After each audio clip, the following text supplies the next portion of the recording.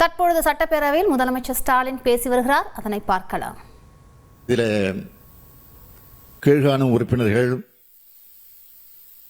தங்களுடைய கவன ஈர்ப்பு தீர்மானத்தை கொடுக்கிற போது பெயர்கள் எழுதி தந்திருக்கிறார்கள்.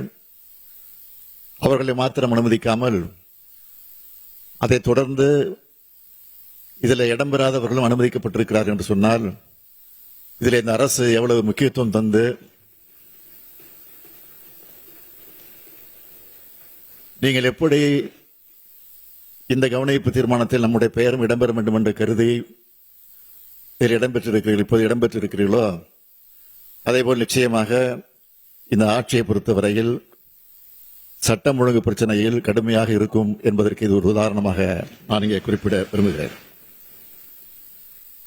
திருநெல்வேலி மாவட்டம், திருநெல்வேலி மாநகரம் மூர்த்தி ஜஹான் தைக்கா தெரு பகுதியில் வசித்து வந்த ஓய்வு பெற்ற காவல்துறை உதவி ஆய்வாளர் திரு ஜாகிர் ஹுசேன் என்பவர் நேற்று அதிகாலை திருநெல்வேலி நகர தெற்கு மோன் பகுதியில் சென்று கொண்டிருந்த போது அடையாளம் தெரியாத சில நபர்களால் வழிமறித்து தாக்கியதில் அவர் சம்பவ இடத்திலேயே உயிரிழந்துள்ளார். திரு ஜாகிர் ஹுசேன் அவர்களின் மனைவி அளித்த புகாரின் அடிப்படையில் திருநெல்வேலி மாநகர காவல்துறையினர் வழக்கு பதிவு செய்து விசாரணை மேற்கொண்டு வருகின்றனர். இதனிடையே இவ்வழக்கு தொடர்பாக திருநெல்வேலி தொட்டி பாலத்தெருவை சேர்ந்த இருவர், திருநெல்வேலி குற்றவியல் நடுவர் 4 நீதிமன்றத்தில் சரணடைந்த நிலையில் மற்ற எதிரிகளை காவல்துறையின் தனிப்படை அமைத்து தேடி வருகின்றனர். கொலையுண்ட திரு ஜாகிர் ஹுசேன் கடந்த 8/1/2025 அன்று அவரது முகநூல் பக்கத்தில் ஒரு காணொலி வெளியிட்டுள்ளது பற்றியும் அதில் குறிப்பிட்டுள்ள குற்றச்சாட்டுகள் குறித்தும் விசாரணை நடத்தப்பட்டு வருகிறது. காவல்துறையின் முதற்கட்ட விசாரணையின்படி மறைந்த திரு ஜாகிர் ஹுசேனுக்கும் அதே பகுதியைச் சார்ந்த திரு கிருஷ்ணமூர்த்தி என்கிற தௌவிக் என்பவருக்கும் நிலம் தொடர்பாக ஒரு பிரச்சனை இருந்து வருகின்றது.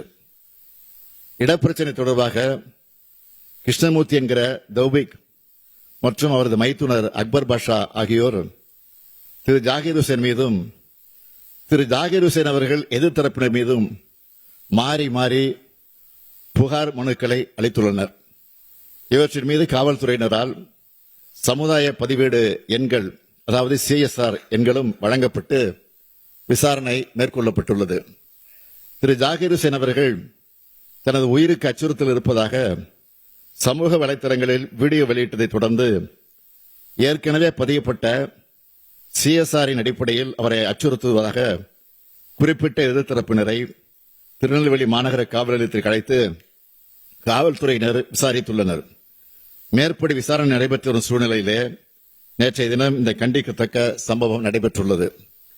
இக்கொலை வழக்கில் தீவிர விசாரணை நடத்தப்பட்டு குற்றவாளிகள், அவர்களுக்கு பின்னணியில் இருந்தவர்கள் அனைவர் மீதும் உரிய விசாரணை மேற்கொள்ளப்பட்டு பாரபட்சமின்றி நீதியின் முன் நிறுத்தப்படுவார் என்பதை இந்த அவைக்கு தெரிவித்துக் கொள்கிறேன்.